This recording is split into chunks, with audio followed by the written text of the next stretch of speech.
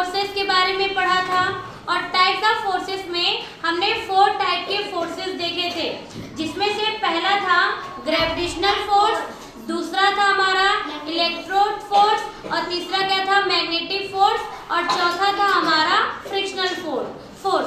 तो उसमें से आज हम जो पहले फोर्स के बारे में जानेंगे इसे कहते हैं ग्रेविटेशनल फोर्स यानी कि गुरुत्वाकर्षण बल।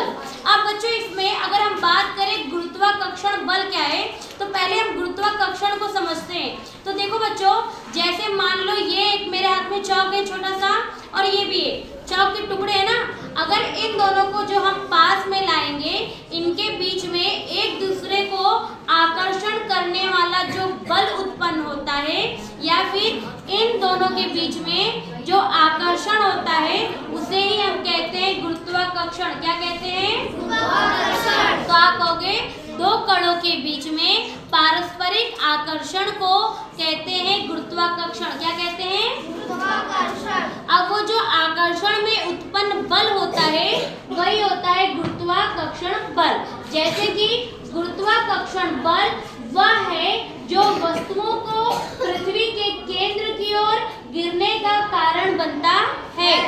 एनी ऑब्जेक्ट जो भी आपके हाथ में है उसे अगर हम ऊपर उछालते हैं तो वो नीचे गिरता है और जो नीचे गिरता है यानी पृथ्वी उसको अपनी तरफ आकर्षित करती है। तो उस आकर्षण में जो बल जो फोर्स लगता है उसे ही हम कहते हैं गुरुत्वाकर्षण बल। उसे हम क्या कहते हैं? गुरुत्वाकर्षण बल। अब पृथ्वी का केंद्र क्या है? तो बच्चों हम पूरे धरती पे कहीं पर भी अगर हम खड़े होते हैं तो वही उस समय हमें पृथ्वी का केंद्र मान लेना चाहिए।